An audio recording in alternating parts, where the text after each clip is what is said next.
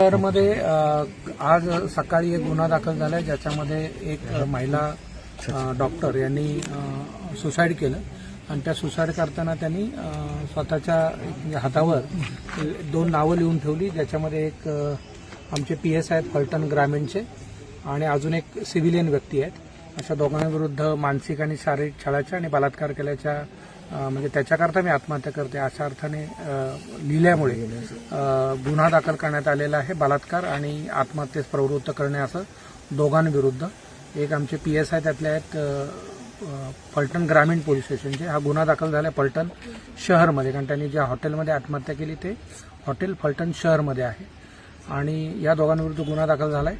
आरोपींना पकडण्याकरता टीम रवाना करण्यात आलेली आहे. मीनवाईल PSI जे आहेत त्यांच्याविरुद्ध गुन्हा दाखल झाल्यामुळे पेंडिंग इन्क्वायरी त्यांना लगेच तात्काळ सस्पेंड करण्यात आलेला आहे. साहेब, ह्या एक प्रकरणामध्ये त्या मुलीनं एक पत्र लिहिलं आहे. त्या पत्रामध्ये खासदारांकडनं आणि त्यांच्या PN मला दबाव आणला जातोय माझ्याकडे असा एक आरोप केला. त्यात नेमकं कोण किंवा नेमकं काय विषय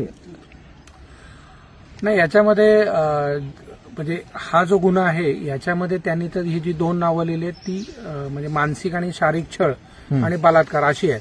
आता ह्या ज्या चिठ्ठीचं तुम्ही म्हणताय किंवा तक्रारीचं, त्याच्यामध्ये मी जी प्राथमिक माहिती घेतली त्याच्यानुसार या डॉक्टरांनी जेव्हा पोलीस अटक करतात आणि मेडिकलला आणतात त्यावेळेला मेडिकलच्या अनुषंगाने काही तक्रारी त्यांच्या डॉक्टरांविरुद्ध आणि डॉक्टरांविरुद्ध पोलिसांच्या अशा झालेल्या आहेत, ज्याच्यामध्ये तत्कालीन PI यांनीही या डॉक्टरांविरुद्ध एक तक्रार केली होती, त्यांनी पोलिसांविरुद्ध केली होती. परंतु ॲपरंटली असं वाटतंय प्रायमा फेशी की या दोन्ही गोष्टींचा संबंध नसावा, परंतु गुन्हा दाखल करण्यात आलेला आहे. पुढचा तपास फलटण शहर पोलीस करतायत. आम्ही आता तो तपास फलटण SDPO ह्यांच्याकडेच देणार आहोत, जेणेकरून तो SDPO लेवलच्या अधिकाऱ्याकडे जाईल आणि यातलं पूर्ण सत्य बाहेर येईल. नाही, याच्या आधी आपल्याकडे त्या संबंधित डॉक्टरांनी अशी काही तक्रार केली होती का की पोलीस आमच्यावर दबाव टाकतायत की आम्ही सांगेल त्या पद्धतीचं सर्टिफिकेट आम्हाला द्यावं म्हणून? नाही, याच्यामध्ये त्यांनी तत्कालीन SDPOंकडे एक तक्रार पोलिसांच्या बद्दल केली होती आणि पोलिसांनी त्यांच्याबद्दल एक जिल्हा शल्य चिकित्सांकडे तक्रार केली होती. असं दोन्ही परस्पर विरुद्ध तक्रार झाली. आरोपींना अटक आत्ताच झालेली नाही. ते दोन्ही आरोपींना अटक करण्याकरता टीम रवाना करण्यात आली. साहेब, तुम्ही घटनास्थळाला भेट दिली का? नाही, आज सकाळी ऍक्च्युली काल आत्महत्या रात्री उशिरा कळालं. आता आमच्या ॲडिशनल SP तिथे गेलेले आहेत. साहेब, नेमकं आता त्या घटनास्थळावरती तुम्ही गेलेला नव्हता, तुमच्याकडे त्याच्या संदर्भातली माहिती तुम्ही कलेक्ट करताय, मात्र SP म्हणून तुम्ही त्या गांभीर्य घटनेकडे कसं पाहताय? नाही, हे अतिशय सिरियस घटना आहे. एक आत्महत्या आहे ज्याच्यामध्ये बलात्काराचा आणि मानसिक त्रास देण्याचा आरोप आहे. त्याच्यामुळे अतिशय गंभीरतेने घेऊन त्याच्यामध्ये आमच्या ॲडिशनल SP तिथे रवाना झालेले आहेत. SDPO तिथे आहेत.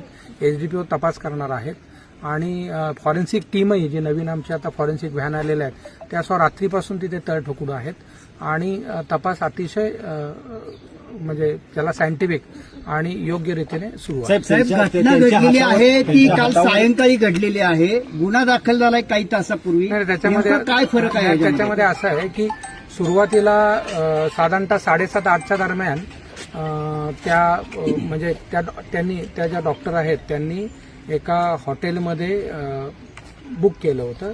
त्यानंतर हॉटेलमध्ये बुक केल्यानंतर त्या बाहेर येत नाही, त्या फोन नाही, काय नाही, म्हणून काही प्रमाणात बेल वाजवली तर उत्तर नाही. असं लक्षात आल्यावर हॉटेलचे जे म्हणजे तिथले आहेत मॅनेजमेंट त्यांनी डुप्लिकेट चावीने मला वाटतं काल रात्री साधारणतः 8च्या दरम्यान ते जो खोलला असता त्यांना गळफास घेऊन आत्महत्या केलेली दिसली. त्याच्यानंतर त्यांनी पोलिसांना कळवलं. पोलीस तिथे गेले. या सगळ्या ह्याच्यात मग ED दाखल झाली, कारण ॲपरंटली ती आत्महत्या होती. त्याच्यानंतर तिथल्या म्हणजे जेव्हा घरच्यांशी कॉन्टॅक्ट केला, आता हे मी सांगतोय ते जे PIने मला सांगितलं त्याच्या आधारे आहे की इन्क्वायरी जिथपर्यंत आम्ही येत नाही तिथपर्यंत करू नका अशी घरच्यांची डिमांड होती. त्यामुळे साधारणतः 3-3:30ला जे इन्क्वेस्ट करताना त्यांच्या हातावर लिहिलेलं आढळलं, याच्यावर पामवर, आणि त्याच्यामध्ये जे आरोप होते त्याच्या आधारे मग त्या नातेवाईकांची तक्रार घेऊन सकाळी गुन्हा दाखल करण्यात. साहेब, त्यांच्या हातावर लिहिलेला अक्षर आणि त्यांचं अक्षर तपासण्यात आलेलं आहे? नाही, एवढ्या लवकर आता हा सगळा तपासाचा मुद्दा आहे, परंतु तिथे पेन भेटलेला आहे. एकतर आम्ही सगळा DVR घेतलेला आहे, कारण हॉटेलमध्ये जायचं असेल तर तुम्हाला जायला लागेल, अख्खा हॉटेल चांगलं हॉटेल आहे ते महाराजा का काय, तर त्याच्यामुळे तिथला पूर्ण डीव्हीआर 2-3 दिवसाचा आम्ही पूर्ण डीव्हीआरच घेतलेला आहे, जेणेकरून जर काय फाऊल प्ले असेल, आता तुर्तास प्रायमा फेशी आत्महत्येचा आणि बलात्काराचा गुन्हा दाखल झालेला आहे. पूर्ण तपासातच आपल्याला लक्षात येईल की नक्की काय प्रकार आहे. साहेब, मयत आणि जो संशयित आरोपी आहे त्यांच्यातली आमचे शोध घेतोय.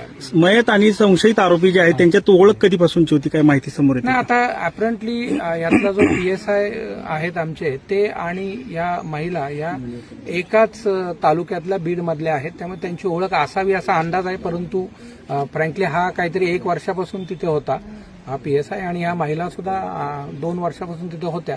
त्यामुळे परंतु नक्की कधी ओळख झाली काय झाली हा तपासाचा प्रश्न आहे. CDR काढलाय का दोघांचा? नाही, आता चालू आहे, सगळा तपास चालू आहे. साहेब, पोस्टमॉर्टमला वेळ लागला, राजकीय दबावामुळे वेळ लागला असं नाही, त्यांच्या घरच्यांचंच म्हणणं होतं की इथे करा, म्हणून आम्ही इकडे पाठवलेलं आहे. पोस्टमॉर्टम इन कॅमेरा झाले का?